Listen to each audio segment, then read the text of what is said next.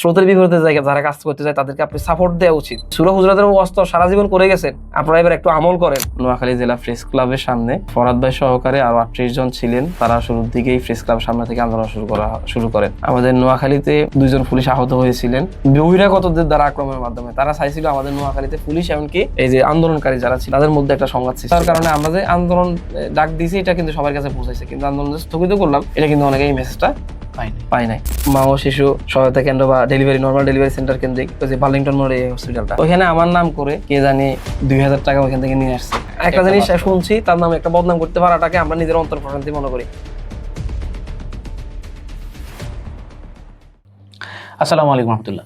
আজকের এপিসোডে আমরা আমাদের সাথে উপস্থিত হয়েছেন নোয়াখালীতে জুলাই আন্দোলনের অগ্রনায়ক এবং জুলাই আন্দোলনকে যিনি পূর্ণ চালিকা শক্তি দিয়ে চালিয়েছেন আমাদের শ্রদ্ধেয় আরিফুল ইসলাম ভাই।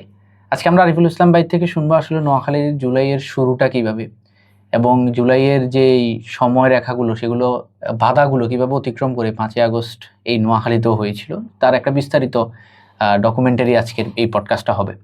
সো আমরা সবাই স্বাগতম জানাই আমাদের আজকের গেস্ট আরিফুল ইসলাম ভাইকে। ভাই আসসালামু আলাইকুম। ওয়ালাইকুম আসসালাম, ভালো আছেন? জি আছি আলহামদুলিল্লাহ। ভাই আপনি কেমন আছেন?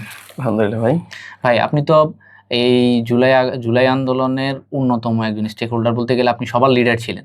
এখন এই আমরা আজকে মূলত আসলে জানতে চাচ্ছিলাম যে এই জুলাইয়ের শুরুটা আপনার কিভাবে হয়েছিল। আমরা যতটুকু জেনেছি যে ঢাকা বিশ্ববিদ্যালয় থেকে এই জুলাইয়ের সূচনাটা, সেটা গোড়াতে নোয়াখালীতে কিভাবে আসলে একটু আমাদেরকে বলবেন।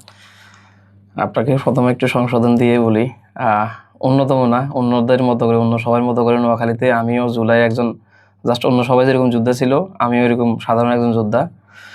আসলে দেখেন, শেখ হাসিনার স্বৈরাচারের বিরুদ্ধে সবসময় মানুষ কিন্তু সংগ্রাম করার সুযোগ খুঁজছিলেন। ধারাবাহিকতায় ঢাকা বিশ্ববিদ্যালয়ে যে কোটা সংস্কার আন্দোলন শুরু হয়, তো কোটা সংস্কার আন্দোলন করতে গিয়েই ওইখানে যখন শেখ হাসিনার সাধারণ শিক্ষার্থীদের উপর বিভিন্নভাবে দমন নিপীড়ন চালায়, এই দমন নিপীড়নের বিষয়গুলো যখন সাধারণ শিক্ষার্থীরা দেখেন, তখন প্রত্যেক সাধারণ শিক্ষার্থীর মধ্যে অন্তরের মধ্যে এই আন্দোলনের বীজ বপন হয়। তো সেক্ষেত্রে আসি ঢাকাতে যখন আন্দোলন হয়, এই ধারাবাহিকতা বিশ্ববিদ্যালয়গুলোতে আন্দোলন শুরু হয়। ওই আমাদের অন্যান্য বিশ্ববিদ্যালয়ের মতো করে নোয়াখালী বিজ্ঞান ও প্রযুক্তি বিশ্ববিদ্যালয়ে প্রথমত আন্দোলন শুরু হয়। ওইটা সম্ভবত 6 তারিখে এই আন্দোলনটা শুরু হয় নোয়াখালী বিজ্ঞান ও প্রযুক্তি বিশ্ববিদ্যালয়ে। তখন আমাদের বিশ্ববিদ্যালয়ের শিক্ষার্থী, যে সকল শিক্ষার্থী ছিল, ওনারা আন্দোলনের নেতৃত্ব দিয়েছিলেন। আমাদের বনিয়ামিন ভাই, জাহিদ ভাই বা হাসিফ ভাই সহকারে যারা ছিল তারা। ওইখান থেকে আমাদের বিশ্ববিদ্যালয় থেকে পরবর্তীতে আসে এই আন্দোলনটা নোয়াখালীতে জেলাব্যাপী রূপ নেয়। নোয়াখালী জেলা প্রেস ক্লাবের সামনে ফরহাদ ভাই সহকারে আরো 38 জন ছিলেন, তারা শুরুর দিকেই প্রেস ক্লাবের সামনে থেকে আন্দোলন শুরু করেন।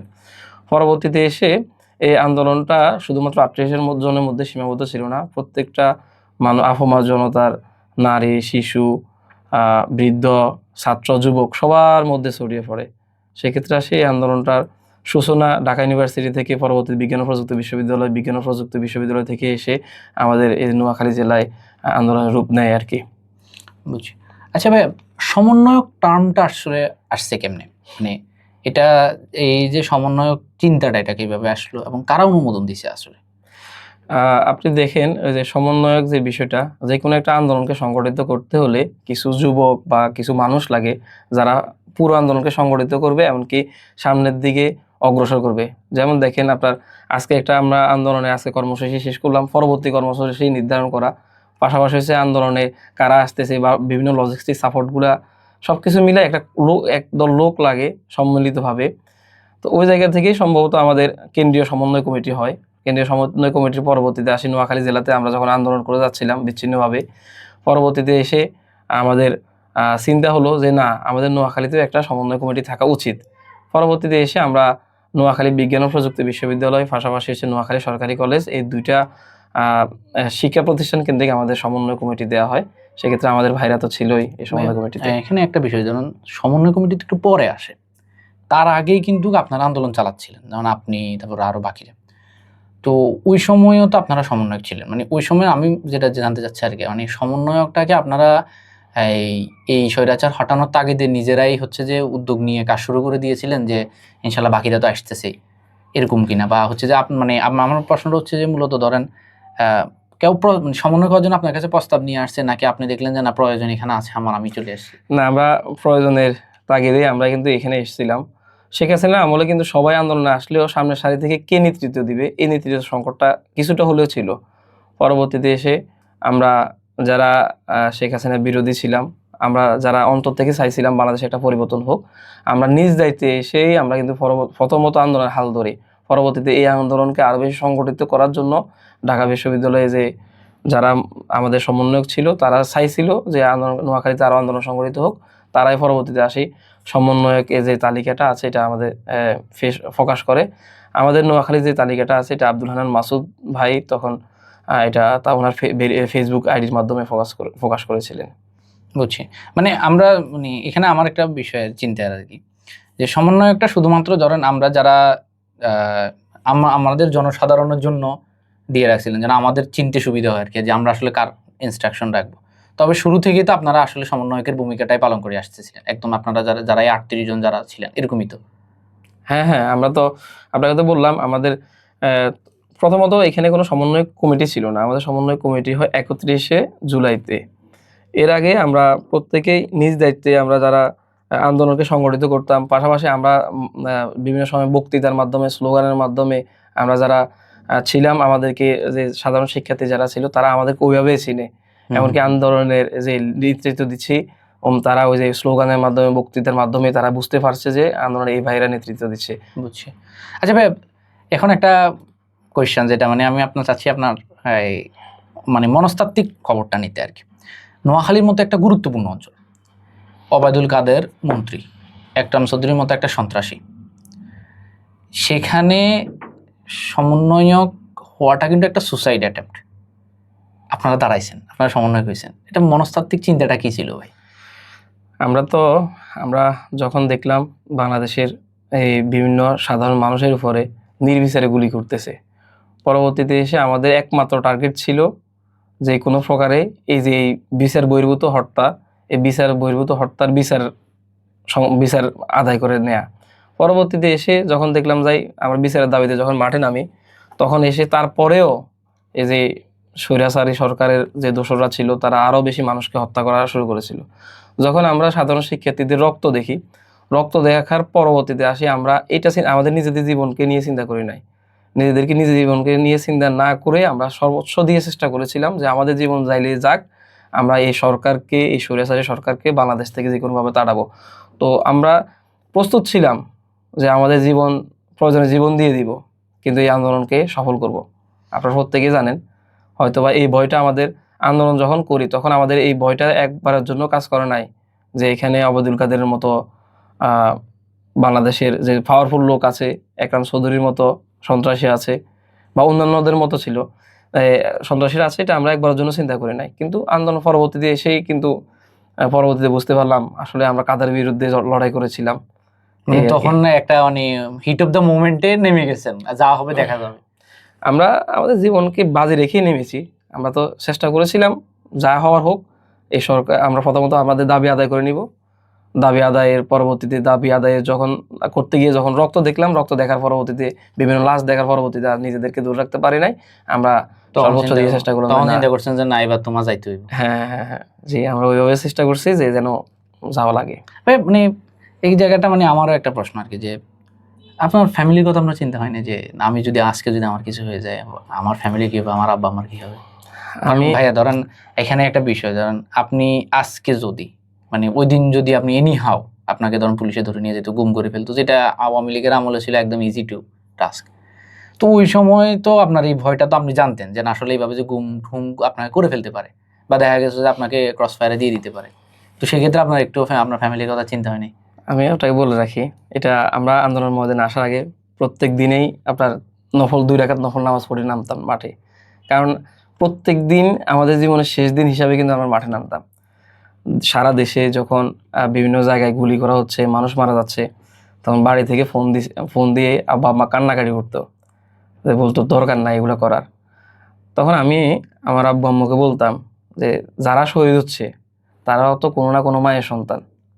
আমি তো মারা গেলে আপনার আরো দুইটা ছেলে আছে, একটা মেয়ে আছে আপনাদেরকে দেখাশোনা করার মতো। কিন্তু এমনও আছে অনেকের পরিবারের ভিতরে তাদেরকে দেখাশোনা করার মতো লোক ছিল না। তারপরেও তারা দেশের স্বার্থে, মানুষের স্বার্থে তাদের জীবন দিয়েছেন। তো আব্বু আম্মু সবসময় চাইতো যে আমি যেন এই আন্দোলনে না আসি, না থাকি, তারা পিতামাতা হিসাবে। তারপর আমি ওনাদেরকে যথেষ্ট পরিমাণে বোঝানোর চেষ্টা করছিলাম। একমাত্র মানে একভাবে বলা যায় যে অবাধ্য সন্তানের মতোই ছিলাম, যে এই বিষয়ে ওনাদের আমি কথা শুনি নাই, ওনাদের কথা না শুনে আমি ময়দানে ছিলাম। আর আমি ওনাদেরকে আশ্বস্ত করতাম যে মা, আমাকে দেখার জন্য লোক আছে এখানে, আমার আশপাশে 10 জন লোক আছে। আপনাকে বলে রাখি, তখন ওই যে আমাদের এই আন্দোলন মানে করার জন্য আমাদের যারা আমরা দায়িত্ব পালন করছি, বিশেষ করে আমি বা আরো কয়েকজন, আমাদের আশপাশে 10 জন করে লোক ছিল। তাদের প্রতি নির্দেশনা ছিল এরকম যে যদি গুলি লাগে প্রথমত তাদের গায়ে লাগবে, পরবর্তীতে যেন আমার। তো সেক্ষেত্রে আমাকে এই বিষয়টা হাইলাইটস করে বলতাম যে দেখেন, যদি আমার পিছনে এমন এমন লোক আছে যে যদি একটা বাড়িও লাগে প্রথমে তাদের গায়ে লাগবে, তারপর আমার গায়ে, তো আমি অনেক বেশি নিরাপদ। আমি তাদেরকে আশ্বস্ত করতাম। তারপর মায়ের মন বুঝে নিত। তো তাও এক্ষেত্রে দিন শেষে কিন্তু ভাই আপনি সেফ না, 10 জন থাকলেও। আমি সেফ ছিলাম না, এই বিষয়ে বলবো আপনাকে। আমি ওই যে আপনাকে 3 তারিখে যখন আওয়ামী লীগের কিছু লোক সম্ভবত আন্দোলনের সাথে সম্পৃক্ত ছিল কি ছিল না, উদ্দেশ্য প্রণোদিতভাবে আওয়ামী লীগের অফিসকে ফুটিয়ে ফেলে, ওই রাতটা ছিল আমার লাইফের সবচেয়ে বিভীষিকাময় রাত। বিভীষিকাময় কারণে আমি যখন ওই যে আন্দোলন শেষ করে আমাদের সেফলি এক্সিট নিচ্ছিলাম, তখন থেকে আমাদেরকে একটা মোটরসাইকেল ফলো করতেছিল। তো পরবর্তীতে এসে আমরা তারপরে একটা জায়গায়, একটা বাড়িতে আশ্রয় নিই। আশ্রয় নেওয়ার পরবর্তীতে আমি ওই বাড়িতে আমরা রাত্রি যাপন করি। জানেন তো, নতুন নতুন জায়গায় থাকতে হচ্ছে, নতুন নতুন পরিবেশে থাকতে হচ্ছে, নতুন নতুন মানুষের সাথে থাকা। তো এই সময়গুলোতে আপনার রাতে ঘুম যাওয়াটা একটু ডিফিকাল্ট বলতে কয়েকটা কারণে ডিফিকাল্ট। আমরা তো জানি তখন মোবাইল ট্র্যাকিং করে। তো আমি চিন্তা করতাম রাতে ঘুমানোর পরে যে কোন সময়, শোয়ার পরে কোন সময় মোবাইল ট্র্যাক করে এসে আমাদেরকে ধরে ফেলে। দ্বিতীয় চিন্তা ছিল এরকম যে আমাদেরকে অনুসরণ করে আমাদেরকে ধরে ফেলতেছে কিনা। আপনার এর বাইরেও আসি, নতুন একটা জায়গায় নতুন মানুষদের সাথে মিশে থাকা, রাত্রে যাপন করা একটু কষ্ট ছিল। তো 3 তারিখ রাতে আমি একটা বাসায় ছিলাম। তো ওইখানে থাকাকালীন আমাদের শহর থেকে প্রায় আপনার 10 কিলোমিটার দূরে, তখন ওই দিন অনেক বেশি বৃষ্টি হয়েছিল। বৃষ্টি হওয়ার পরে এর আগের দিন 2 তারিখে আমাদের, আপনারা তো চিনেন, আমাদের বসুরহাট পৌরসভার যে মেয়র ছিল আব্দুল কাদেরের ছোট ভাই আব্দুল কাদের মির্জা। তো সে কিন্তু অনেক ক্রেজি ম্যান। সে আমাকে 2 তারিখে বসুরহাট বাজারে চিৎকার করে করে বলতেছিল যে আমার নামকে এইভাবে বলতেছিল যে আরিফ ভাই এটা কে, এটা বাড়ি নাকি কোম্পানিগঞ্জে, নাকি মাসজিদের নেতৃত্ব, সে খুঁজে বের কর। তো ওই যে আমার জন্য তো সে তো আমাকে খুঁজে বের করতে পারবে না।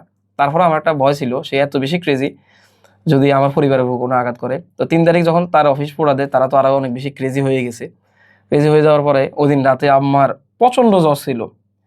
3 তারিখ রাতে অফিস পড়া যেদিন দিল, ওই দিন রাতে প্রচন্ড জ্বর ছিল। তো ওই জ্বরের ভিতরে আমাকে যখন ফোন করে বলা হয়েছিল আমার অনেক জ্বর, তখন আমি না পারতেছিলাম ওনাকে হসপিটালে নিতে, না পারতেছিলাম এলাকায় যাইতে। কারণ আমি জানি আমাকে খুঁজতেছে আওয়ামী লীগের লোকজন। আমি যদি এলাকায় যাই, যদি এতে আরো বেশি বিপদ হয়। তখন ওই রাতটা আমার খুবই বিভীষিকাময় ছিল যে এদিকে আম্মা প্রচন্ড জ্বর, এদিকে আমি, ওইদিকে আপনার আওয়ামী লীগের অফিস পড়া যায়। এরপর আমাদের বসুরহাট পৌরসভার আব্দুল কাদের মির্জা আমার নাম ধরে ধরে আমাকে খোঁজা। তো ওই রাতটা আসলেই অনেক বেশি ডিফিকাল্ট ছিল আর কি আমার জন্য। বুঝি। আচ্ছা ভাই, এই যে আন্দোলন করার সময় পুলিশ কেন্দ্রিক আপনারা কেমন মানে সহযোগিতা কি আদৌ পাইছিলেন আমি আপনাকে আইন শৃঙ্খলা বাহিনীর শুরু থেকেই? হ্যাঁ, এখানে আমাদের শুরু থেকে ডিএসবি আমাকে ফোন দিত। ডিএসবি অফিসার ছিল কাউসার। তো আমার ফোন দিত, আমরা তো ভালোর জন্য ফোন দিত কি খারাপ জন্য ফোন দিত আমরা তখন এই জিনিসগুলো আসলে বুঝতে পারি নাই। আমরা তো সবসময় এই যে ডিএসবির যে যারা ছিল বা পুলিশ সংশ্লিষ্ট যারা ছিল, আমরা তাদেরকে সবসময় প্রতিপক্ষ তখন মনে করে আসছিলাম। তো সে ফোন দিছে, আমি ফোন ধরি নাই, বা ধরার পরেও সে এসপি স্যারের সাথে আমার সাথে বিভিন্নভাবে কথা বলার, কানেক্টেড করার জন্য চেষ্টা করেছিলেন। তো আমি আমার জায়গা থেকে আমি এসপি স্যারের সাথে তখন আন্দোলন চলাকালীন সময় একবারের জন্য কানেক্টেড হওয়ার জন্য, মানে যতটুকু দূরে থাকা যায় আমরা চেষ্টা করছিলাম। কিন্তু দেখেন, আমাদের নোয়াখালীর এসপি ছিলেন আসাদ স্যার। তো ওনার একটা সহযোগিতা ছিল। উনি সম্ভবত চাই নাই যে নোয়াখালীতে সংঘাত হোক। যদি উনি চাইতেন নোয়াখালীতে সংঘাত হোক, অবশ্যই নোয়াখালীতে অনেক বিশাল সংঘাতের সম্ভাবনা ছিল। আপনি জানেন নোয়াখালীতে এক রাস্তার শহর এবং নোয়াখালীর মানুষগুলো অনেক বেশি অ্যাগ্রেসিভ। তো সেক্ষেত্রে আসে পুলিশের জায়গা থেকে যদি কোনো রকম উস্কানিমূলক কোনো কাজ থাকতো, পুলিশের জায়গা থেকে যদি বিভিন্ন ধরনের ডিস্টার্ব করার চিন্তা ভাবনা থাকতো, তাহলে আসে আমাদের নোয়াখালীর মানুষ অ্যাগ্রেসিভ, এখানে অনেক বেশি ঝামেলা হওয়ার সম্ভাবনা ছিল। আপনারা জানেন আমাদের নোয়াখালীতে 2 জন পুলিশ আহত হয়েছিলেন বহিরাগতদের দ্বারা আক্রমণের মাধ্যমে। তারা চাইছিল আমাদের নোয়াখালীতে পুলিশ এমনকি এই যে আন্দোলনকারী যারা ছিল তাদের মধ্যে একটা সংঘাত সৃষ্টি করা। তো পরবর্তীতে তাদের মধ্যে সংঘাত সৃষ্টি করতে গিয়ে দেখেন 2 জন পুলিশকে আহত করেন, তারপরও পুলিশ কিন্তু ওইরকমভাবে আমাদেরকে এই আক্রমণ করতে চায় নাই। আমাদের সাথে সরাসরি এসে এই তৎকালীন টিআই ছিলেন সিরাজ স্যার, উনি সরাসরি নিজেই ভাই ব্রাদারের মতো মাঠে চলে আসতেন। মাঠে চলে আসি এই যে আন্দোলনকারী যারা ছিলেন তাদের সাথে সন্তানের মতো করে আচরণ করেছিলেন। এরপরে আসি আসাদ স্যার, যিনি এসপি ছিলেন তখন, উনি সরাসরি মাঠে চলে আসতেন, আন্দোলনকারীদের সাথে কথা বলতেন যে তোমরা কি তোমাদের পরিকল্পনা কি, তোমরা কি করতে চাচ্ছ, কতক্ষণ স্টে করবা এখানে। এরপর উনি রিকোয়েস্ট করেন যেন কোনো ক্ষয়ক্ষতি না করে। তো সেক্ষেত্রে দেখেন পুলিশের পক্ষ থেকে আমি মনে করি যে যাই বলুক বা পুরো বাংলাদেশের পরিস্থিতি যাই হোক, আমরা পুলিশের পক্ষ থেকে যদিও তখনও বুঝি নাই আমরা, কিন্তু একটা সহযোগিতা ছিল, মানে মাইজদিকে নিয়ে একটা সহযোগিতা ছিল, কারণ তারা ডিস্টার্ব করে নাই। কিন্তু এই যে জেলার বাইরে আসি, আমি আপনাকে বলি আমাদের কবিরহাট থেকে যখন আন্দোলনকারীরা আসতেছিল, কবিরহাটের আওয়ামী সন্ত্রাসীরা তখন আমাদের এই আন্দোলনকারীদেরকে জোর করে ধরে মেরে তাদেরকে আহত করে পুলিশের থানায় দিয়ে এসেছে। থানার মধ্যে ওই পুলিশে তাদেরকে গ্রেপ্তার করে রাখছিল। এরপরে বিভিন্ন জায়গা থেকে বিভিন্ন আন্দোলন দিনের বেলা সহযোগিতা করার পরেও রাতের বেলা আসি বিভিন্ন আন্দোলনকারীদের বাড়িতে, বিভিন্ন রাজনৈতিক নেতাদের বাড়িতে আসি, পুলিশের যেই হয়রানি করার প্রবণতা, পুলিশের তল্লাশি করার মাধ্যমে তাদেরকে বাড়ি ছাড়া করার যে প্রবণতা, এগুলো ছিল। মানে উপরে ভালো, কিন্তু নিচে ঠিকই মাঠ পর্যায়ে আন্দোলন চলাকালীন সময়ে তারা যদিও কোনো ডিস্টার্ব করে নাই, কিন্তু আন্দোলন ছাড়াও আমরা দেখি বিভিন্ন থানার ওসিরা বিভিন্ন ধরনের, তখন আওয়ামী লীগের যখন লোকগুলো ধরে নিয়ে দিয়েছিল তখন পুলিশ এদেরকে গ্রেপ্তার করছে, মামলা দিছে, এই সকল বিষয়গুলো ছিল। আমি এর ভিতরে একটা স্মরণীয় একটা ঘটনা বলি। আমি যখন পুরো বাংলাদেশের এই লকডাউন ইন্টারনেট বন্ধ করে যখন শাটডাউন দিয়েছিল, ইন্টারনেট শাটডাউনের পরবর্তীতে এসে যখন প্রথম আন্দোলন হয়, আপনি দেখবেন ওই দিন কিন্তু হাতে গোনা কয়েকটা জায়গায় আন্দোলন হয়েছে। ঢাকাতে আন্দোলন হয়েছে, এরপরে চট্টগ্রামে মেবি হয়েছে কি হয় না এটা আমি জানি না, তবে আমাদের নোয়াখালীতে আন্দোলন হয়েছে। নোয়াখালীতে এরপরে এই ছাড়া গুটি কয়েক জায়গা ছাড়া কিন্তু অন্য কোথাও ওইভাবে আন্দোলন ওই দিন হয় নাই। তো পরবর্তীতে আমি যখন এই রাজপথে নামি, আপনারা দেখেন যখন সবাই কিন্তু আসতো, সবার মতো সেপারেট জায়গায় থাকতো। যখন আমরা যারা নেতৃত্ব দিই, আমরা যখন রাজপথের মধ্যে দাঁড়াতাম, তখন মৌমাছির মতো করে আমাদেরকে ঘিরে সমস্ত যে আন্দোলনকারীরা আছে তারা কিন্তু ওই সময়টাতে আসি জড়ো হতো আমাদেরকে দেখার পরে। এর আগে কিন্তু একটু তারপর সবাই সবার মতো করে একটু সেফ জোনে থাকতো। তো আন্দোলন ওই যে ইন্টারনেট বন্ধ হওয়ার যখন খুলে দেয়, তখন আমরা ঢাকা ইউনিভার্সিটি কর্মসূচি দিয়েছিলেন, পাশাপাশি আমরাও নিজের মতো করে আমরা নোয়াখালীতে কর্মসূচি দিলাম জেলা স্কুলের সামনে। তো এই কর্মসূচিটা দেওয়ার পরে তখন এসপি কিন্তু জেলা স্কুলের ভিতরে কিছু পুলিশ নিয়ে, এসপি ছিলেন, ইভেন কি এএসপি ছিলেন আমাদের বিজয় সেন, ওনারা জেলা স্কুলের ভিতরেই স্টে করতেছিলেন। তো আমি দেখলাম আমাদের 3:30 থেকে কর্মসূচি ছিল। তো 3:30 যখন বেজে যায়, আমি চিন্তা করলাম যে আমাকে রাজপথে দেখার পরে আমাদের লোকজন চলে আসবে রাস্তার মধ্যে। তো এই কারণে আমি কাউকে না বলে আমি নিজের মতো করে নিজের রাস্তার মধ্যে দাঁড়াই গেলাম, যেন আমাকে দেখে যেন অন্যান্য লোকজন রাস্তার মধ্যে চলে আসে। পরবর্তীতে আমাদের লোকজন আসার আগে হঠাৎ করে চারদিক থেকে আমাকে ডিবি চারদিক থেকে ঘিরে ফেলে। পাশাপাশি আমাদেরকে এভাবে বলে, এই তোদের না দাবি দেওয়া সব মেনে নেওয়া হয়েছে, তারপর তোরা রাস্তার মধ্যে কি অ্যাগ্রেসিভ মোডে। তারা ওদিন আমাকে তুলে নেওয়ার জন্য সম্পূর্ণ তাদের প্রস্তুতি ছিল, এমনকি আমাদেরকে আন্দোলনকারীদেরকে এই যে ফোহার করার জন্য সম্পূর্ণ প্রস্তুতি ছিল। ইভেন কি একটা ছিল ডিবি, আমি এর নাম জানি না, 5 তারিখ পর আমি আর তারা দেখি নাই, মুখ ছিল কালো করে। ও নিজেই আপনার অনেক বেশি অ্যাগ্রেসিভ ছিল, অনেক বেশি অ্যাগ্রেসিভ। পরবর্তীতে এসে তাদের এই অ্যাগ্রেসিভনেস দেখে জেলা স্কুলের ভিতর থেকে এসপি স্যার ছিলেন আসাদ স্যার, উনি সাথে সাথে বেরিয়ে চলে আসছেন। উনি আসার সাথে সাথে যখন আমার সাথে কথা বলতেছেন, সমস্ত ডিবি সদস্যরা দূরে সরে যায়। এমনকি উনি আমাদের সাথে কথা বলে আমাদেরকে আমাদের প্ল্যান জানতে চান, এমনকি উনি রিকোয়েস্ট করেন যে আমার উপর অনেক প্রেশার আছে, তোমরা আন্দোলনটা আজকে না করলে ভালো হয়। তো আমি তখন বললাম যে স্যার আমরা চারদিক থেকে অনেক কষ্ট করে আমরা সবাই চলে আসছি, আমরা আন্দোলন করবোই। তো উনি আমাদেরকে রিকোয়েস্ট করে যে আমার উপরে ভাই অনেক প্রেশার, আমার ডাইরেক্ট ইয়ে থেকে প্রেশার আছে, তোমরা আন্দোলন করলেও একটু করে চলে যাও। তো আমি বলছি যে না স্যার একটু না, আমরা আন্দোলন করলে আমরা তখন 3:30 বাজে আমরা চিন্তা করলাম যে আসরের নামাজ তখন 5:15 5টা বাজে আজান, যে স্যার আমরা সর্বনিম্ন 5টা পর্যন্ত করব। তো আমরা তখন এই আন্দোলনটা 5টা পর্যন্ত আপনার কন্টিনিউ করি। আমি মনে করি ওই দিন যদি এসপি যদি নিজে না এসে যদি আমাদের সাথে কথা না বলে, তাহলে ডিবি যে অ্যাগ্রেসিভনেস ছিল আমরা দেখছিলাম আমাদের উপরে, আমাদের সাথে ডিবির সাথে একটা বড় ধরনের সংঘাত হওয়ার পসিবিলিটি ছিল। যেহেতু আন্দোলনের যেহেতু একদিকে দেখেন ইন্টারনেট বন্ধের শুরুর দিন আমরা চিন্তা করছিলাম ওই দিন খুব বেশি মানুষ হবে না, কারণ অনেকের কাছে মেসেজ পৌঁছায় নাই। দ্বিতীয় বিষয় ছিল যখন মানে আপনি দেখেন আন্দোলন যখন আস্তে আস্তে ইয়ে করে মানুষ, তখন ধর 3টার আন্দোলন 3:30 4টার দিকে মানুষ আসে কি করে, জড়ো হওয়া শুরু করে। তো আমরা যখন 3টার দিকে বা 3:30টার দিকে রাস্তায় ছিলাম তখন মানুষের পরিমাণও খুব বেশি ছিল না। ওই দিন যদি এসপি স্যার এসে আমাদের যদি কথা না বলে, তাহলে ও যে ডিবি সদস্যরা আমাদেরকে তুলে নেওয়ার মতো এরকম সুযোগ ছিল। তো এই ক্ষেত্রে আসে আমি মনে করি এসপি স্যারের মধ্যে দিয়ে আসলে এসপি স্যারের একক একটা এখানে ভূমিকা ছিল। হ্যাঁ, বুঝছি। আচ্ছা ভাই, আমরা এখন আসি মানে মেইন জায়গাগুলোতে, যে আসলে এই 24শে আগস্ট মানে যে বিপ্লবটা হলো, সব মিলিয়ে সবচেয়ে বেশি উপকৃত কিন্তু রাজনৈতিক দলগুলোই হয়েছে। তারা তাদের স্বাধীনতা ফিরে পেয়েছে, বাক স্বাধীনতা ফিরে পেয়েছে। যে দুইটা রাজনৈতিক দল এখন এই সময়ে সবচেয়ে বেশি 17 বছর সবচেয়ে বেশি কষ্ট করছে, তাদের নেতাকর্মীরা কন্টিনিউয়াসলি মামলা হয়রানি থেকে শুরু করে জেল জুলুমে নির্যাতনের শিকার হয়েছে, তারা সবাই এখন মোটামুটি এই জুলাই গণঅভ্যুত্থানের কারণে সবচেয়ে বেশি আসলে উপকৃত হয়েছে। তারাই এখন একজন সরকার গঠন করছে আর একজন বিরোধী দলে আছেন। এখন আমার ভাই প্রশ্ন হচ্ছে যে আসলে এই যে আন্দোলনটা হলো নোয়াখালীতে, তাহলে এই যে রাজনৈতিক সংগঠনগুলো আমরা একটা করে আসি, ধরেন বিএনপি, তারপর হচ্ছে ধরেন ছাত্র দল বা যুব দল বা জামাত শিবির, এদের ভূমিকাটা মানে একে একে কেমন ছিল, মানে তারা আসলে আপনাদেরকে কিভাবে অ্যাকচুয়ালি সাপোর্টটা দিছিল? আসলে দেখেন যখন আন্দোলন চলে তখন অনেকের সাথে আমি আমার একার পক্ষে সবার সাথে কন্টিনিউয়াসলি যোগাযোগ করা কঠিন ছিল।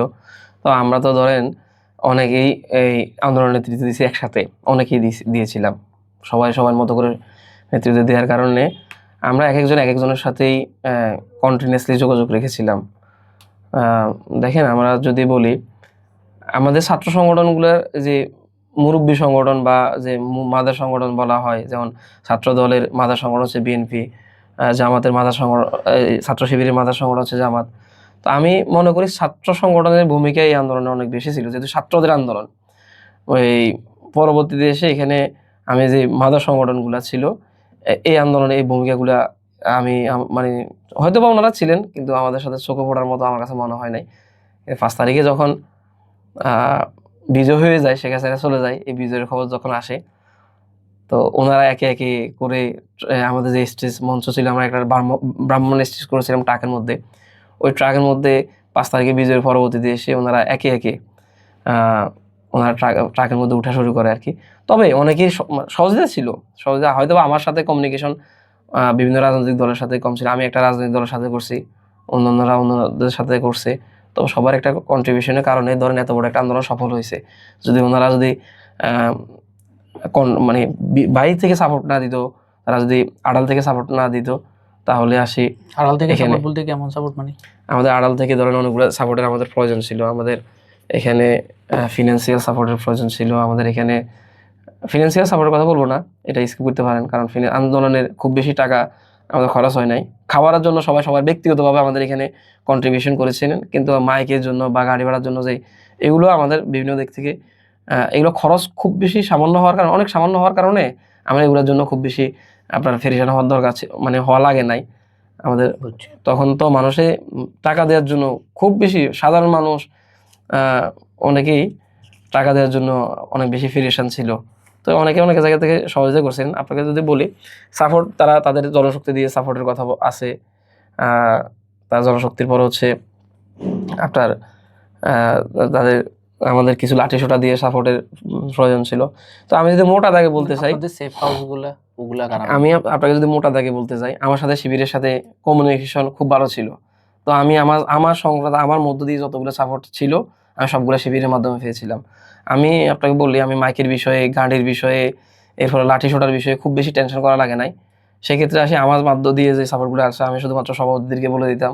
শিবিরের সভাপতি যিনি ছিলেন তৎকালীন সভাপতি আবু সাইদ সুমন ভাই, আমি ভাইকে বলে কর্মসূচির স্থান সময় বলে দিতাম।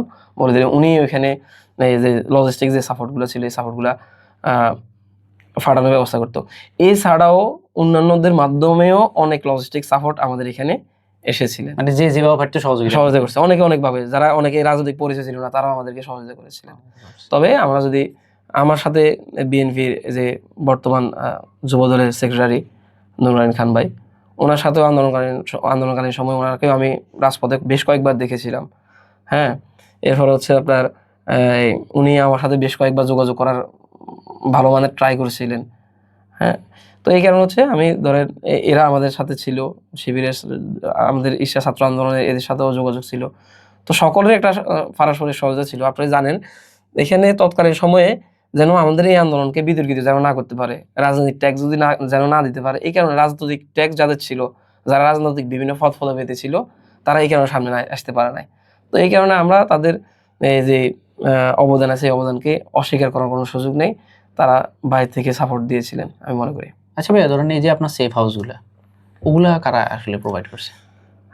সেভ হাউস বলতে এই যে এখানে আমাদের, আপনি তো এক সেফ হাউসে সবসময় থাকতেন না, না, না, একদিন এক জায়গায় যাইতেন। হ্যাঁ, সেফ হাউসটা মূলত কে দিছে ভাই?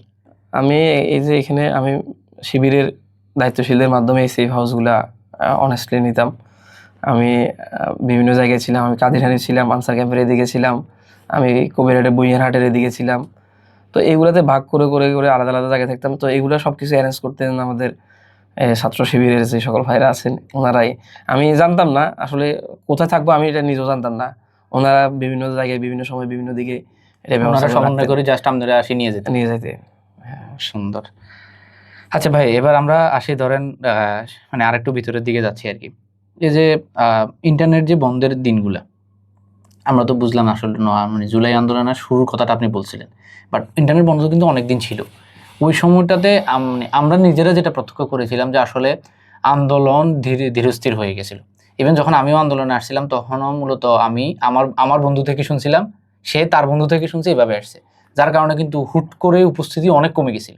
তো সেই ক্ষেত্রে আপনারা এই আন্দোলনটা মানে ওই সময়কার চালাইছেনটা কিভাবে? কারণ ওই সময় দেখা যাচ্ছিল যে আন্দোলনে তখন লোকবল কম থাকার কারণে আপনাদের উপরে কিন্তু রিস্কটা অনেক হাই হয়ে গেছিল।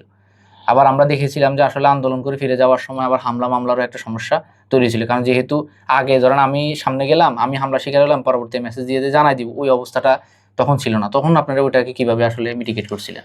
আসলে দেখেন, বর্তমান তো তথ্য প্রযুক্তি নির্ভর দেশ, ইন্টারনেট নির্ভর দেশ। এই কারণে আমরা যেহেতু আন্দোলনটা সূচনা হয়েছেই ইন্টারনেটের মাধ্যমে, অনেক সহজ ছিল আমাদের আন্দোলনটা পরিচালনা করা। যখন আপনার ইন্টারনেটটা বন্ধ হয়ে যায় এই সময়টা আমাদের জন্য অনেক ক্রিটিক্যাল ছিল। আমরা যখন নিজেদের ভিতরে যে অভ্যন্তরীণ যোগাযোগ আছে এই অভ্যন্তরীণ যোগাযোগটাও আমাদের সাথে কঠিন হয়ে গেছে করা। যেন আমাদের, আপনারা জানেন আমরা একটা টিম, আমরা এই আন্দোলনটা পরিচালনা করেছিলাম। তো এই টিম যে একে অপরজনের সাথে কথা বলে যে স্থান সময় নির্ধারণ করবো ওইটাও আমাদের জন্য ডিফিকাল্ট হয়ে গেছে। তারপরও যেহেতু অফলাইন সুযোগ ছিল তো আমরা যতটুকু সম্ভব যে অফলাইনের মাধ্যমে যোগাযোগ করে আমরা অন্তত নিজেরা অভ্যন্তরীণভাবে বসার জন্য একটা বসে আমরা ওই সময়টাতে আন্দোলন ফিক্সড করি। পরবর্তীতে এসে এই মেসেজটা তো সবার কাছে পৌঁছানোর প্রয়োজন হবে। তো পৌঁছানোর ক্ষেত্রে আসি আমরা তো ইন্টারনেট, আগে হয়তো কি আমরা আমাদের ফেসবুকের মাধ্যমে একটা স্ট্যাটাস দিয়ে দিতাম, এটা সবার কাছে পৌঁছা যেত শেয়ারের মাধ্যমে বা কপির মাধ্যমে। কিন্তু ইন্টারনেট যখন বন্ধ হয়ে যায় তখন এই সুযোগটা ছিল না। পরবর্তীতে আসে আমরা তো আমাদের চিন্তা ছিল যেভাবেই হোক আমাদের এখানে লোকজন উপস্থিত করাতে হবে। তখন আমরা প্রথমত কি করি, আমাদের সাথে যে সকল রাজনৈতিক দলদের সাথে সম্পর্ক ভালো ছিল যার যার সাথে, তো আমরা আমাদের মাধ্যমে আমরা বিভিন্ন রাজনৈতিক দলের সহযোগিতা নিতাম যে আপনাদের নেতাকর্মী যারা ছিল আমরা কষ্ট করে আপনাদের সাথে যারা আছে তাদেরকে রাস্তায় নামানোর জন্য চেষ্টা করবেন। দ্বিতীয় যে বিষয়টা করতাম যে আমরা অন্তত ফোনের মাধ্যমে আমাদের নিকটার্থে, আমরা জানি কিছু লোকজনের সাথে জনসম্পৃক্ততা আছে, কিছু আন্দোলনকারী আছে, কিছু প্রভাবশালী মানুষ আছে, হ্যাঁ প্রভাবশালী আছে। আমরা যদিও না পারতাম অন্তত 15 জন 20 জন 30 জনকে আমরা নিজেরাই কল করতাম যে ভাইয়া একজন 15-20 জন করে কল করতাম। দেখেন এখানে কিন্তু বিশেষ একটা মানুষ কল করতাম যে কালকে ভাইয়া এখানে এই আন্দোলনে এই সময়টাতে আন্দোলন হবে, আপনারা এই মেসেজটা অন্তত আপনাদের আশপাশে যারা আছেন তাদেরকে জানাই দিয়ে। তো তারাও এইভাবে করে কিন্তু কি করছে, এই তারা এই মেসেজটা আমাদের মতো করে কনভে করছে। যার কারণে আমি, আমার বন্ধু, আমার আশপাশ, সে তার আশপাশে সবাইকে বলার কারণে এই সবার কাছে এই মেসেজটা কিন্তু আস্তে আস্তে পৌঁছায় গেছে। তো আপনাকে একটা স্মরণীয় ঘটনা বলি, যখন ইন্টারনেটও বন্ধ করেছিলেন, এরপরে আপনারা জানেন বাংলাদেশে কারফিউ ঘোষণা করেন। হ্যাঁ, কারফিউ ঘোষণার দিন আমরা কিন্তু ইন্টারনেট যখন ওপেন থাকে আমরা কিন্তু আমাদের কর্মসূচি কি করে দিছি, অলরেডি ঘোষণা করে দিয়েছিলাম। পরবর্তীতে এসে আবার এই কর্মসূচি ঘোষণা করার পরবর্তীতে এসে কারফিউ ঘোষণা করা হয়। তখন আমরা খোঁজখবর নিয়েছিলাম যে আমাদের ঢাকাতে যদি কোনোভাবে আন্দোলন হয় তাহলে আমরাও আমাদের নোয়াখালী জেলায় আন্দোলন করব। আমাদেরকে প্রশাসন থেকে বারবার চাপ দিচ্ছিল যে আপনাদের আজকে কোনো কর্মসূচি নেই, ঢাকাতে কোনো কর্মসূচি নেই, আপনারা আজকে কর্মসূচি করতে পারবেন না। পরবর্তীতে এসে আমরা ঢাকাতে খোঁজখবর নিলাম, তখন ওনারাও আন্দোলনের মানে পরবর্তী আন্দোলন কন্টিনিউ করে নাই। এরপর আমরা নিজেরা, তারপর আমরা বলছিলাম যে আমরা আন্দোলনটা কন্টিনিউ করব। পরবর্তীতে এসে আমরা নিজেরা সমন্বয় যারা ছিলাম প্রত্যেকে আমরা বসার, প্রত্যেকে না, অনেকের সাথে বসার সুযোগ হয় নাই, তারপর গুটি কয়েকজন সমন্বয়ের সাথে আমরা বসার পরে আমরা সিদ্ধান্ত, তখন আমাদের আন্দোলনটা ছিল ওই দিন 2:30-এ। তো আমরা 2:30-এর আন্দোলনটারে আমরা এই 1:30 বা 1:30টার দিকে আমরা বসে সর্বশেষ সিদ্ধান্ত হইলো আমরা এই আন্দোলনটা আজকে কন্টিনিউ করবো না, আজকে কন্টিনিউ করবো। এটা 2:30-এর আন্দোলন, 2:30 আন্দোলন শুরু হওয়ার কথা, আমাদের 2টার দিকে এই সিদ্ধান্তটা যে আমরা আজকের আন্দোলনটা করবো না, যেহেতু ঢাকাতে আন্দোলন হচ্ছে না, আমরা আজকে আন্দোলন কন্টিনিউ করবো না। পরবর্তীতে এসে দেখেন আমরা যেহেতু ওদিন ফেসবুকের মাধ্যমে জানাই দিয়েছিলাম, বিশাল একটা জনগোষ্ঠীর কাছে এটা কি করে, এটা পৌঁছে যায়। পৌঁছে যাওয়ার কারণে আমরা যে আন্দোলন ডাক দিয়েছি এটা কিন্তু সবার কাছে পৌঁছাইছে, কিন্তু আন্দোলন যে স্থগিত করলাম এটা কিন্তু অনেকে এই মেসেজটা পাই নাই। পরবর্তীতে একদিকে কারফিউ চলতেছে, অন্যদিকে আমাদের তখন চিন্তা ভাবনা ছিল এরকম যে আমাদের মেসেজের কারণে যদি কোনো একজন লোক আন্দোলন করতে এসে যদি গ্রেপ্তার হয়ে যায়, এটা দায়ভার কিন্তু আমাদের। জি অবশ্যই। তো তখন আমরা চেষ্টা করছিলাম, আমরা একটা হ্যান্ড বাইক নিয়ে, তো মুঘল দরবার নামে একটা রেস্টুরেন্ট আছে, ওই রেস্টুরেন্টের সামনে দাঁড়িয়ে, ওখানে আমাদের আন্দোলন স্থান ছিল। ওখানে আমরা বেশ কয়েকজন লোক ছিলাম, বনিয়ামিন ভাই ছিল, অনেকেই ছিল। তো আমরা ওখানে দাঁড়াই আমাদের যে কর্মসূচি স্থগিত করছে আমরা এই বিষয়টা বলছিলাম যে আমাদের কথাটা ছিল এরকম, প্রিয় ভাইরা, আমাদের আজকের এই কর্মসূচি স্থগিত ঘোষণা করা হয়েছে, আমরা নেক্সট কর্মসূচি আপনাদেরকে জানাই দিব, আজকে আপনারা যে যার মতো করে বাড়িতে ফিরে যান। অনেকেই কিন্তু এই মেসেজটা পাওয়ার পরে বা যখন তারা চলে আসার পরে আমরা যখন এই ঘোষণাটা দিচ্ছি, আপনি জানেন এমনিতে ওই সময় আন্দোলনে আসা অনেক বেশি কষ্ট ছিল, পরিবহন সংকট ছিল, এরপরে যে ছাত্রলীগের যে এই আক্রমণের সম্ভাবনা ছিল, সবাই কিন্তু দূর দূরান্ত থেকে এই সকল মানে এই যে এই বিষয়গুলোকে উপেক্ষা করে কিন্তু আপনার কি আন্দোলনের যে এই ময়দানে আসছিলেন। তো আমি যখন এই আন্দোলনটা স্থগিত করছি মাইকের মাধ্যমে, তারা কিন্তু অনেকে খুব বেশি বিরক্ত হয়েছিলেন, যে তারা হচ্ছে যে আমাকে অনেকে ভীতু বলেই করছেন। আমরা তো যৌক্তিক কারণে আন্দোলনটা স্থগিত করছি, তো অনেকে এই বিষয়টা নিতে পারে না আর কি। তাদের চিন্তা ছিল যে আমরা চলে আসছি, আমরা আন্দোলন করবোই, জীবন চাইতো যাক। তো এই আন্দোলন যখন করতেছিলাম আপনার ওই যে আমরা তখন এই বিষয়টা যখন করতেছিলাম, 2 গাড়ি পুলিশ আপনার এই যে মোহাম্মদিয়া হোটেল রেস্টুরেন্টের সামনে এসে তারা অবস্থান নিয়েছিল, এমনকি তারা অ্যাগ্রেসিভ মোডে ছিল ওই দিন। তো আমি আমার মাইকের মাধ্যমে বলার চেষ্টা করছি এই বিষয়টা যে এই পুলিশ ভাইয়েরা, আজকে আমাদের আন্দোলনের যে আমাদের আজকে যে কর্মসূচি এটা স্থগিত করা হয়েছে, আমাদের আজকে কোনো কর্মসূচি নাই, আমাদের যে সকল আন্দোলনকারীরা আসতেছে আমরা তাদেরকে সরাই দিচ্ছি, আপনারা অ্যাগ্রেসিভ হবেন না। যদি আপনারা অ্যাগ্রেসিভ ভাবে যদি আমার একজন আন্দোলনকারী ভাইদের উপরে কোনো রকম হামলা করেন তাহলে এই নোয়াখালী রণক্ষেত্রে পরিণত হবে। তো তখন এই কথা বলার পরে পুলিশও তাদের জায়গা থেকে আপনার বসেছিল, তারাও আর ওরকম ভাবে আমাদের পরে ওরকম অ্যাগ্রেসিভ, আর মানে যে অ্যাগ্রেসিভনেস স্টার্টিংয়ে ছিল ওইটার সর্বশেষ ছিল না। তারা দাঁড়াই ছিল। পরবর্তীতে আমরা 1-1.5 ঘন্টার মতো করে দাঁড়াই এখানে মাইকে ঘোষণা করলাম। পরবর্তীতে সমস্ত আন্দোলনকারী যখন ওখান থেকে চলে যায়, ওই দিন আন্দোলনটা এবার স্থগিত হয়েছে আর কি। তো এইগুলো আমাদের জন্য আসলে ক্রিটিক্যাল ছিল বা আমরা এগুলো ফেস করা লাগছে আর কি। আসলে এর মানে এখানে একটা জিনিস বোঝা যায় যে আসলে যখন একজন কর্মী চিন্তা করে তখন সে চিন্তা করে যে আসলে শাহাদাত হলেই তো হলো, কিন্তু একজন নেতা কিন্তু সেই চিন্তাটা করতে পারে না, তার ক্যাজুয়ালিটিস কিন্তু তার মাথায় রাখতে হয়। আপনিও হয়তো ওই চিন্তাটাই করছিলেন যে আসলে যদি একজন গ্রেপ্তার হয়ে যায়, এটা চিন্তা আমার রাখতে হবে, তারে বাইরে করে আনা, তার উপরে যে নির্যাতন হবে এই জিনিসটাও তো আপনার উপরেই আসবে দিন শেষে। একজন লিডার হিসেবে কিন্তু আপনি ওই জিনিসটা অ্যাফোর্ড করতে পারেন না। কিন্তু আমরা যারা আন্দোলন করছিলাম, আমরা ছোট মানুষ, আমরা আসুন মূল্যে মরছি বাঁচলে বাঁচছি, বাট ওই জায়গাটা থেকে আসলে যখন লিডারের জায়গা থেকে চিন্তা করে তখন আসলে ক্যাজুয়ালিটিসগুলো মাথায় রাখা লাগে। আচ্ছা ভাই, এখন এই যে জুলাই অভ্যুত্থান, আমরা এখন জুলাই অভ্যুত্থানে একদম শেষ সময়টা চলে আসছি আর কি। ধরেন 5ই আগস্টের পরে 5ই আগস্টের সময় আর কি, যখন সকালবেলা আন্দোলন হলো, দুপুরবেলা শুনলেন যে শেখ হাসিনা পালিয়ে গেছে, তখন আপনার কাছে আসলে কেমন লাগছিল? গত 16 বছর 17 বছর ধরেন শেখ হাসিনা সরকার আমাদের উপরে এত বেশি, আমাদের বলতে বাংলাদেশের মানুষের উপরে এত বেশি অত্যাচার করছিলেন, আমরা তো তাকে, আমরা অনেকেই সে চলে যাবে তাদের এত তাড়াতাড়ি বিদায় করতে পারবো এটা কিন্তু আমরা কেউ কিন্তু চিন্তা করতে পারি নাই। যখন আমরা শুনলাম যে শেখ হাসিনা সরকার পালাই গেছে, প্রথমত মানে ওইভাবে নিজেকে বিশ্বাস করাতে পারি নাই আসলে শেখ হাসিনা পালাই গেছে। পরবর্তীতে আসি, তারপরেও আমি যখন আমরা বিশ্বাসযোগ্য সূত্রে আমরা খবর পাই যে শেখ হাসিনা পালাই গেছে, পরবর্তীতে আসি আমাদের মানে এই সময়টা এক মুহূর্তের জন্য আমরা স্তম্ভিত হয়ে যাই। আসলে আমরা যে বাংলাদেশের মানুষের উপরে যে 17 বছর জগদ্দল পাথর চেপে বসছিল, এরা আমরা সরাতে পারছি। ওই পরিবেশটা আসলে ওই সিচুয়েশনটা আপনাকে আমি হয়তো বা কিছু অনুভূতি আছে না যে বুঝাই বলা, মানে মুখ দিয়ে বলা পসিবল না।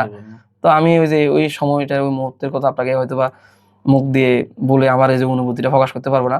তবে ওই অনুভূতিটা ছিল আমার জীবনের সর্বশ্রেষ্ঠ অনুভূতি। কারণ দেখেন, আমরা বিভিন্ন সময় তাহাজ্জুদের নামাজের পর্যন্ত আমরা আল্লাহর কাছে দোয়া করছিলাম, হে আল্লাহ এই জাতিকে মুক্তি দাও, এই জাতির উপর থেকে এই স্বৈরাচারী সরকারকে হটাও। তো আল্লাহ তাআলা আমাদের মাধ্যমেই এই স্বৈরাচারী সরকারকে হটাইছে। এটার অনুভূতি কিন্তু আপনার মানে ব্যক্ত করার মতো না, তবে অনেক ভালো অনুভূতি আর কি। আচ্ছা মানে আপনি কি আদৌ আশা করছিলেন যে আসলে মাসখানেকের ব্যবধানে এভাবে উনি চলে যাবে, মানে এই মহিলা যে বিদায় হবে? আপনি জানেন, আপনাকে বলি, আমরা প্রথমত যে শেখ হাসিনা সরকারকে কিন্তু যে হটানোর জন্য আমরা কিন্তু আন্দোলন করি নাই। আমাদের প্রথম আন্দোলন ছিল, আন্দোলন শুরুর দিকে ছিল কোটা আন্দোলন। পরবর্তী যখন নির্বিচারে মানুষের উপর গুলি করা হয়, তখন আমরা দ্বিতীয়ত আবার আমাদের টেন্ডেন্সি ছিল যে বিচার বহির্ভূত যে হত্যাগুলো হয়েছে এই হত্যার যেন বিচার করা হয়। আমরা কিন্তু ওই যে প্রথমত কোটা আন্দোলন, তারপর বিচারের দাবিতে আন্দোলন। পরবর্তীতে হচ্ছে কি, আমরা যখন বিচারের দাবিতে আন্দোলন করি, পরবর্তী দেখি যে বিচার তো করার দূরের কথা, বরঞ্চ আরো বেশি গুলি করা হচ্ছে, মানুষকে নির্বিচারে হত্যা করা হচ্ছে। তখন আসি চিন্তা করতেছি যে দেশের যে বাংলাদেশের প্রধান মানে যিনি নেতৃত্বে আছেন, উনি যদি ওই দেশের জনগণের উপরে এরকম অন্যায় অত্যাচার করা শুরু করে, নির্বিচারে মানুষকে হত্যা করতে পারে, ওর আর এখানে এই দেশের এই শাসকের চেয়ারে বসে থাকার মতো কোনো অধিকার নেই। পরবর্তীতে এসে আমরা কিন্তু সরকার পতন আন্দোলন খুব বেশি দিন করি নাই, সম্ভবত 29 তারিখ থেকে বা 30 তারিখ থেকে সরকার পতনের আন্দোলন ছিল। প্রথম দিন আমরা শেখ হাসিনার তাড়ানো 1 মাসের ব্যবধান না, শেখ হাসিনা তাড়ানো ছিল যাই 5 দিন থেকে 6 দিনের ব্যবধান। কারণ প্রথমত ছিল কোটা সংস্কার আন্দোলন, উনি যদি তখন কোটা সংস্কারটা সুন্দরভাবে করে দেয় কিন্তু এই আন্দোলন এতটুকু করাই না। দ্বিতীয় হচ্ছে যাই আমরা বিচারের দাবিতে আন্দোলন করছি, তিনি যদি বিচার করে তাহলে এই আন্দোলনটা এখানেই শেষ। কিন্তু বিচার করলে তো উনি ফেসে যাচ্ছে। হ্যাঁ, উনি ফেসে যাচ্ছে, বা আমরা তো ওনার বিচার করি না, আমরা বিচার করছিলাম তো তৎকালীন স্বরাষ্ট্রমন্ত্রী। আপনারা তো ওনার পদত্যাগ চাইছেন, মানে সে তখন শেষের দিকে ওই মহিলা তো আপনি পদত্যাগ চাইছেন। আমরা চাইছি কোন সময় আমরা আমাদের এই স্লোগানটা আমরা দিয়েছিলাম 29 তারিখ 30 তারিখের দিকে যে 1 2 3 4 শেখ হাসিনা বাংলা সার, বা এই টাইপের স্লোগান বাংলা সারের যে ইয়েগুলো আমরা ওইটা 30 তারিখ বা 29 তারিখ থেকে দেওয়া শুরু করছি। তো এর আগ পর্যন্ত তো আমরা আসলে এটা চিন্তা করি না, কিন্তু আমরা 31 তারিখে আগে বা 29 তারিখ থেকে আমরা চিন্তা করছি যে কোনো প্রকারে হোক এই বাংলাদেশ থেকে এই শেখ হাসিনাকে তাড়াইতে হবে। রাজনৈতিক দলের একটা অংশের বিশ্বাস এমন ছিল যে আসলে কোটা আন্দোলন হলেও এটাকে সরকার পতনের আন্দোলনের দিকে শেখ হাসিনা খোঁজ নিয়ে যাবে। তাদের চিন্তা ছিল যে শেখ হাসিনা যে ইগোয়েস্টিক চিন্তাধারা, এটা কোটার মতো এরকম একটা সিচুয়েশন সেটা হ্যান্ডেল করবে না। কোটার কি পিছনে আমার কাছে যেটা মানে তার মানে আমার শেখ হাসিনার লজিক যেটা মনে হচ্ছিল, সে প্রশাসনে তার নিজের একটা আর্মি বিল্ড করতেছিল। যে কারণ বাংলাদেশ আসলে চালায় 2-3টা সেক্টরটা, আর্মি অ্যান্ড আপনার হচ্ছে প্রশাসন আর হচ্ছে মিডিয়া তো তার কন্ট্রোলে ছিলই। আর্মিও বলতে গেলে ওয়াকার তার কেমনে নাতি হয়, সো আর্মিও তার কন্ট্রোলে ছিল। প্রশাসন পুরোটাই যদি ছাত্রলীগের নেতৃবৃন্দদেরকে ঢুকানো যায় তাহলে প্রশাসনটা পুরোটা কন্ট্রোল হয়ে গেল, দিন শেষে বাংলাদেশের জনগণ জিম্মি। শেখ হাসিনার ওই মানে আমার কাছে যেটা মনে হলো যে আসলে শেখ হাসিনা চাইছিল এটা। এখন আপনারা কোটা আন্দোলনের মাধ্যমে মূলত হচ্ছে যে তার মেইন জায়গাটা আপনার হাত দিচ্ছেন, যে কোটাতে যখন 50%-এর উপরে আওয়ামী লীগের লোকদের আপনারা ঢুকাতে চাচ্ছেন না, বা মুক্তিযোদ্ধার নাম দিয়ে আওয়ামী লীগের লোক ঢুকানোর যে একটা প্রবণতা, এটার বিরুদ্ধে গেছেন, পারতপক্ষে আপনি তার আসলে শাসন ব্যবস্থার উপরে প্রশ্ন তুলছেন। রাজনৈতিক দলগুলো মানে শেখ হাসিনার সর্বপ্রথম টার্গেট ছিল বা দাবি ছিল এটা যে রাজনৈতিক দলগুলো আসলে এটা নাম দিছে কোটা আন্দোলন, বাট এটা মূলত সরকার পতন আন্দোলন। আপনি কি আসলে এটা মনে করেন এভাবে? আপনি দেখেন 2018 সালে কিন্তু কোটা আন্দোলন হয়েছিল। হ্যাঁ, ওই সময় কিন্তু যখন পরিস্থিতি অনেক বেশি খারাপ, তখন ছাত্রদের দাবিগুলো সরকার মেনে নিয়েছিলেন। পরবর্তীতে এসে উনি আবার 24 সালে এসে আবার সেম জিনিস উনি উপস্থাপিত করতে চাইছিলেন। তো 2018 সালে কিন্তু অনেক বড় আন্দোলন হয়েছে, ঢাকা ইউনিভার্সিটি সহকারে পুরো বাংলাদেশে এই আন্দোলন ছড়ায় পড়ে প্রত্যেকটা জেলা কিন্তু সেখানে সরকার এটা মেনে নেওয়ার কারণে এটা কিন্তু তখনও কোটা সংস্কার আন্দোলনের মধ্যেই ছিল। তা আমি মনে করি যে 24-এ যে আন্দোলন, এটা যখন স্টার্টিং হয় এটা কোটা সংস্কার আন্দোলনে ছিল। যদি শেখ হাসিনা সরকার মেনে নিতেন তখন এটা কোটা সংস্কার আন্দোলন মানে কোটা সংস্কারের মাধ্যমে শেষ হতেন। কিন্তু শেখ হাসিনা সরকার তো মানুষের উপরে জুলুম নির্যাতন করার কারণে যখন আমাদের ভাইদের রক্ত আমরা দেখি, সাধারণ মানুষ দেখে, তখন কেউ তাদের নিজের জায়গা থেকে দূরে রাখতে পারে না। আর আচ্ছা, এবার একটু আত্ম প্রশ্ন করি আর কি। ধরেন কোনো একটা সময় ধরেন জুলাই অভ্যুত্থান যদি ধরেন আপনার গলার কাটা হয়ে যায়, কারণ নোয়াখালীতে ধরেন জুলাই অভ্যুত্থানের ব্র্যান্ড অ্যাম্বাসেডর আপনারাই কয়জন। এখন দেখা গেছে যে আগামীতে যদি এনিহাও আওয়ামী লীগ কোনো নামে বেনামে যদি কাম ব্যাক করে, সেক্ষেত্রে আপনারা তো হিট লিস্টে। মানে আসলে আন্দোলন করার জন্য কি আপনি আফসোস করবেন যে আসলে মানে এখন মানে ধরেন সামগ্রিক পরিস্থিতিতে পুরো বাংলাদেশের এখন যে চিত্র, ওই আলোকে কি আপনি চিন্তা করবেন যে আসলে জুলাই অভ্যুত্থান করাটা আমার ভুল ছিল?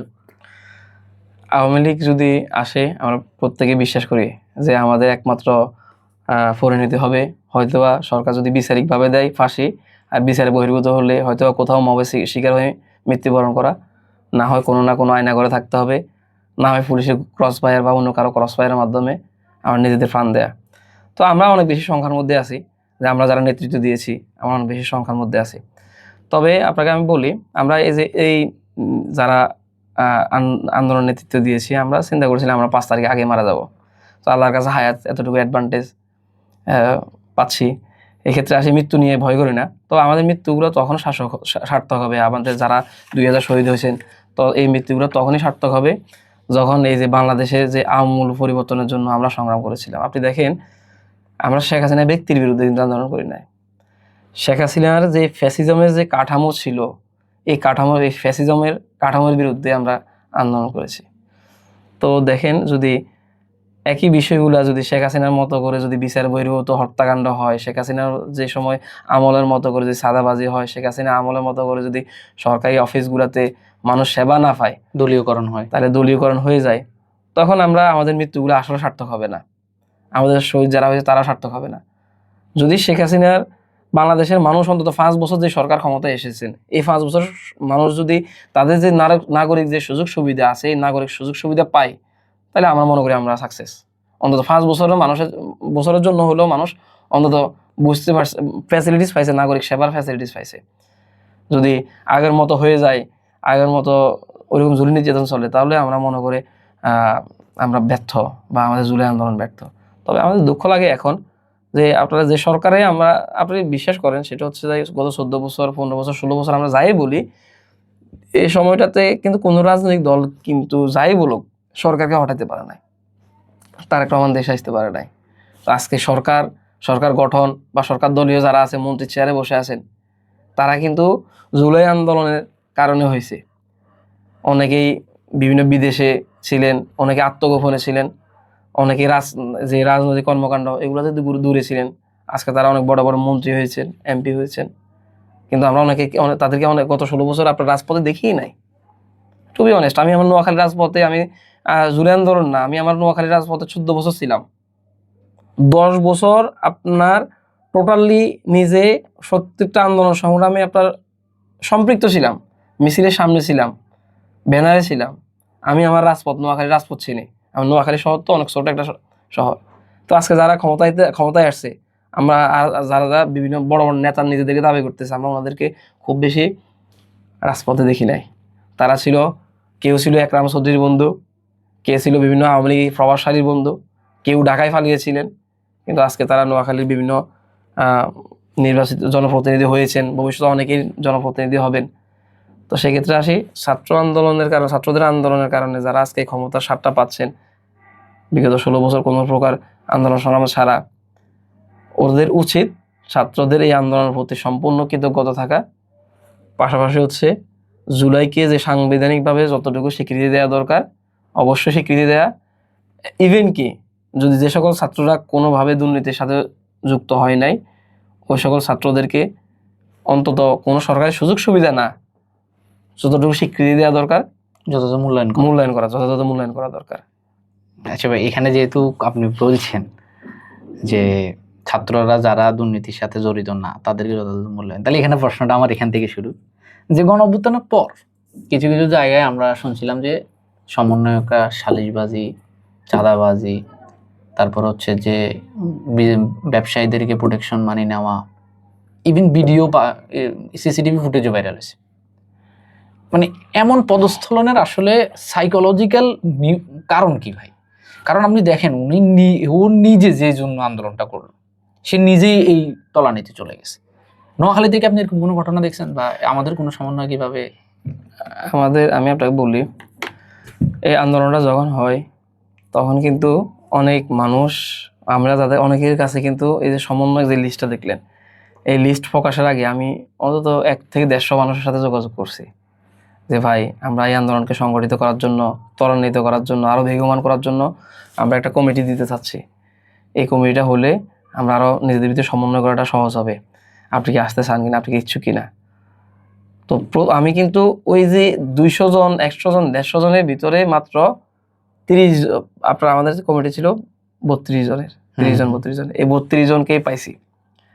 ইভেন এই 32 জনের ভিতরে অনেকে নিজের নাম দিতেও আগ্রহ প্রকাশ করে নাই, বেশিরভাগই ছদ্মনাম ব্যবহার করছে। তাহলে দেখেন 5 তারিখের পরে ট্রেন্ড ভাবে যে আমি অনেকের দেখি আমাদের নোয়াখালীতে যারা আন্দোলনে ছিল, বাট তার সমন্বয়ক হিসাবে সে যতটুকু আন্দোলনকে কোঅর্ডিনেট করা, এগুলো কোনো কিছুর মধ্যেই ছিল না, কিন্তু সে নিজেই পরিচয় দেয়, ফেসবুকের মধ্যে পরিচয় দেয়, বিভিন্ন জায়গায় গিয়ে পরিচয় দেয়। তো প্রত্যেকটা আন্দোলন সফলতার পরে কিছু সুবিধাবাদী লোক সংযুক্ত হয়ে যায়। সংযুক্ত হয়ে যাওয়ার পরবর্তীতে তাদের তো পথঘাট চিনে আছে, কিভাবে খাইতে হয়, কিভাবে দিতে হয়। তো এই কারণে এই সুবিধাবাদী লোকগুলোই আমি মনে করি এগুলোর সাথে অ্যাটাচড। যেমন দেখেন আমাদের একজন ঢাকাতে আন্দোলন করছিল, সম্ভবত প্রাইভেট কলেজ সংক্রান্ত কেউ একজন, বাড়ি কবিরহাট। তো সে বিভিন্ন জায়গা থেকে যে একটা চাঁদাবাজির বিষয়ে আটক হয়, কিন্তু তার যদি আমরা ইতিহাস দেখি সে ছাত্রলীগ করছে পূর্বে, সে আমাদের আব্দুল কাদের মির্জার পিছনে রাজনীতি করছেন। তাহলে এগুলো তাদের মানে যাদেরই পথ কাটছি না, তারা এইসব কাজগুলো করছিলেন নাকি। কিন্তু নামে আমাদের যে সমন্বয়ক যে এন্ট্রিতে নাম লেখা, এই জায়গাতে আসি আমি কাউকে ওইভাবে দেখি নাই। 30 জনের একটা কমিটি বানায়, কমিটির মধ্যে খবর হয়ে গেছে। হ্যাঁ, খবর হয়েছে, কিন্তু এদের ভিতরে কাউকে আমি দেখি নাই। আমি বিভিন্ন জায়গা থেকে শুনি, আমার নামও বিভিন্ন জায়গা থেকে, মানে আমার নাম করে বিভিন্ন জায়গা থেকে। বলতে যাচ্ছেন যে মানে 30-32 জনের কারোর বিরুদ্ধে আপনি কোনো অভিযোগ পান নাই? আমি ওইভাবে এলিগেশন পাই নাই। আচ্ছা আচ্ছা, এলিগেশন পাইছি আমি আমার নিজের বিরুদ্ধে। নিজের বিরুদ্ধে বলতে আমি বলি এই যে তখন বিভিন্ন জায়গায় গিয়ে আপনি বলেন ওই যে সরকারি একটা হসপিটাল আছে, মা ও শিশু সহায়তা কেন্দ্র বা নর্মাল ডেলিভারি সেন্টার কেন্দ্রিক, ওই যে বার্লিংটন মোড়ে এই হসপিটালটা, ওইখানে আমার নাম করে কে জানি 2000 টাকা ওইখান থেকে নিয়ে আসছে, এনে এনে বলতেছে আরিফ ভাই পাঠাইছে, কম্বল বিতরণ করবে, আপনি সহযোগিতা করেন। আমি জানিও না। তখন মাজার ভাই আমাকে বলছিলেন, আমাদের সমন্বয়ক ছিলেন মাজার ভাই, যে ভাই আমি তো জানি না আপনি এরকম কিছু করবেন, কিন্তু এরকম হচ্ছে। আমি বলছি না ভাই, আমি ওইদিকে যাই নাই। এরপরে যে আপনার এখানে বাটা শোরুমে একজন গেল, আমি তার নাম্বারও নিয়েছি, তাকে যখন ফোন দিলাম তখন বলে যে আপনি আরিফ ভাই একজন নাকি, আমাদের আরিফ ভাই আছে। এরপরে এখানে বাদগর নামে একটা রেস্টুরেন্ট উদ্বোধন হবে, ওইখান থেকে এসে নাকি আমার নাম করে বলতেছিল। আমি তখন বললাম, আমাদের ওসমান ভাই ছিল, ডাক্তার ওসমান ভাই, আমি ওনাকে বললাম যে আপনি আগে বাঁধেন, বাঁধার পরবর্তীতে আমি আসি এগুলো দেখতেছি। তো এগুলোর কারণে আমি ফেসবুকে স্ট্যাটাসও দিছি। আমি প্রথমত যারা আইন শৃঙ্খলা বাহিনী আছে, আমি তখন সুদাম থানার ওসি ছিলেন আমাদের কামরুল ভাই, আমি ওনার কাছে গেলাম যে ভাই আমার নামে এখান থেকে এই হচ্ছে 2000 টাকা, 1000 টাকা, 3000 টাকা, তো এগুলো নিয়ে আমি কিভাবে বলবো? ও যে ভাই আপনি এখানে আসেন, আপনার জায়গা থেকে এটা হবেই, এটা আমি আমার আইন দিয়ে কোনোদিনও প্রোটেস্ট করতে পারবো না। আপনি একটা জিডি, আমি গেছি জিডি করতে, জিডি করেও লাভ হবে না। আপনি তার সাথে বরঞ্চ আপনি ফেসবুকের মাধ্যমে বলে দেন যে এরকম যদি কেউ যায় তারা যেন বেঁধে রেখে আমাদেরকে নক দেয়। তো সেক্ষেত্রে আসি আমি তখন এই পরিবেশ পরিস্থিতি মোকাবেলায় আমি কিন্তু ফেসবুকের মাধ্যমে স্ট্যাটাস দিছি।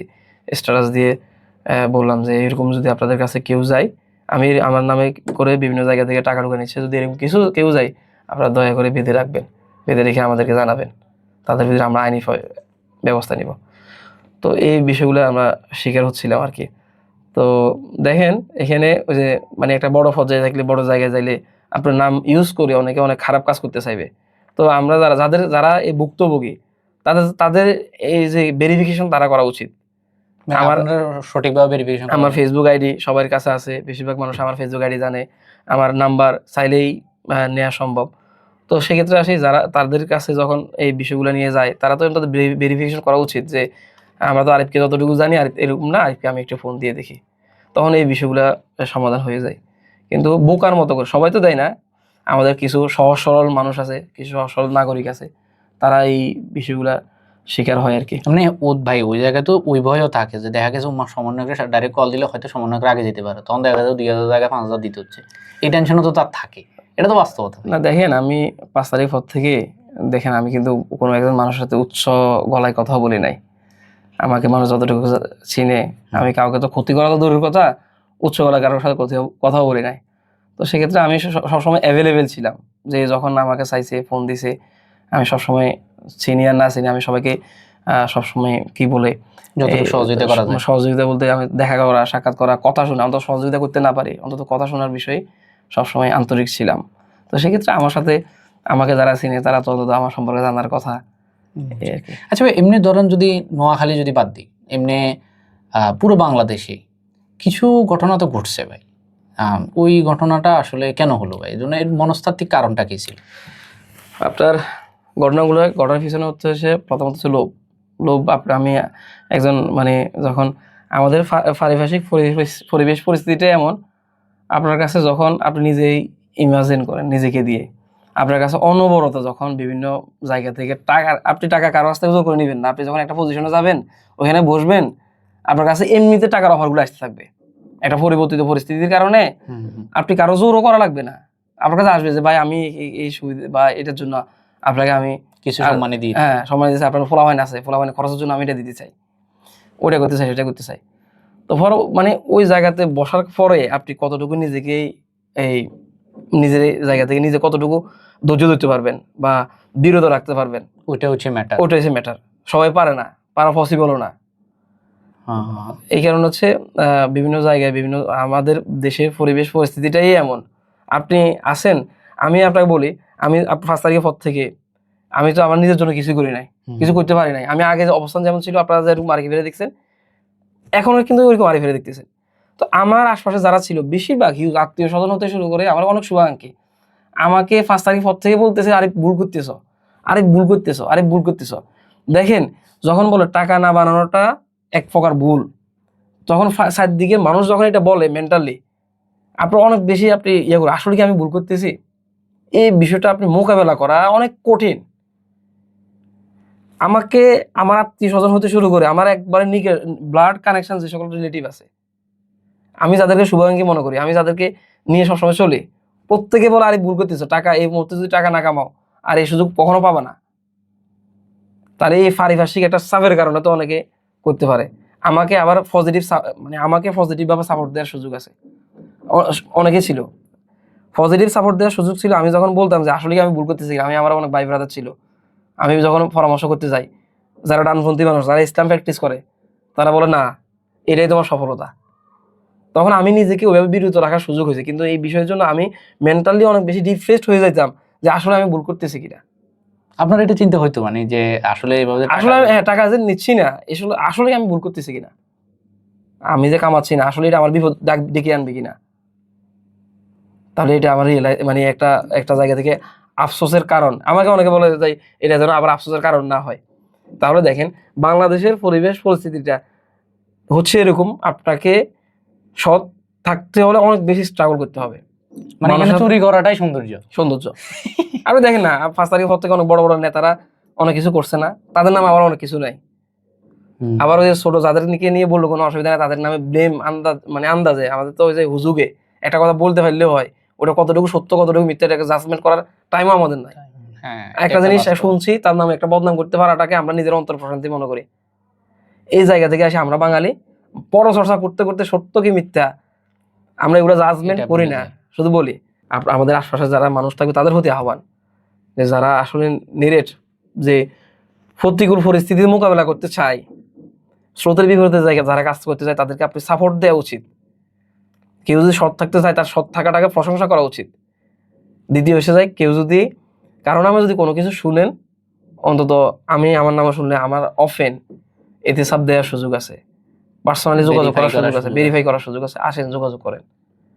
কিন্তু আপনার যারা আমরা যারা মুসলিম, আমরা সূরা হুজরাত সম্পর্কে আমরা যদি জানাই, বিশেষ করে যারা ইসলামী আন্দোলনের সাথে জড়িত সূরা হুজরাতের ওয়াজ করে, তাদেরকেও বলবো যে সূরা হুজরাতের ওয়াজ তো সারা জীবন করে গেছেন, আপনারা এবার একটু আমল করেন, যে কারা সম্পর্কে যদি কোনো কিছু খোঁজেন জানেন অন্তত তাকে ভেরিফাই করেন। না হয় আমি তারেক রহমানের একটা কথা খুব বেশি ভালো লাগছে, যে আপনি মিথ্যাবাদ, এটা আল্লাহ রাসূলের হাদিসকে উদ্ধৃত করে সে বলছিল, আল্লাহ রাসূলের হাদিস ছিল যে মিথ্যাবাদী হওয়ার জন্য ঠিক এতটুকুই যথেষ্ট যে আপনি অপরের কাছ থেকে যেটা শুনছেন ওটা ভেরিফাই না করে অন্য একজনের সাথে কাছে বলে দেন, এটাই আমাদেরকে মিথ্যাবাদী বলে দিতে পারে। হ্যাঁ, এই অবস্থা। বুঝছি। আচ্ছা ভাই, লাস্ট একটা জুলাইয়ের মধ্যে একটা প্রশ্ন রয়ে গেছে আর কি। মানে আমরা শুনছিলাম যে, বা আমরা দেখেছিলাম যে আসলে জুলাই যখন হচ্ছিল তখন সমন্বয়কদের মাঝে মানে একটা মানে কিছু সমন্বয়ক চাচ্ছিলেন একটু কম্প্রোমাইজ করতে, মানে আন্দোলনটা একটু ধিমে করে ফেলা, অথবা হচ্ছে যে মানে ওনাকে মাইকে জায়গা না দেওয়ার কারণে উনি আন্দোলন করবে না, বিষয় মানে দেখা যাচ্ছে উনি ওনার ইনস্টিটিউশন থেকে লোক দিবে না, এরকম একটা আমরা শুনছিলাম। আসলে আদৌ কি এগুলো সত্যতা আছে? আপনারা মিডিয়ার মানুষ, আপনাদের চোখে অনেক কিছু ধরা পড়বে, এটাই স্বাভাবিক। কিন্তু আমরা সাধারণ যারা আছি আমাদের চোখে অনেক কিছু নাও ধরা পড়তে পারে। ঢাকার বিষয়টা জানি না, আমি আমার নোয়াখালীর বিষয় বলি। আমাদের নোয়াখালীর মানুষগুলা সবসময় আন্দোলনকে সাকসেস করার জন্য যথেষ্ট পরিমাণে ফলপ্রসূ ভূমিকা রাখছে।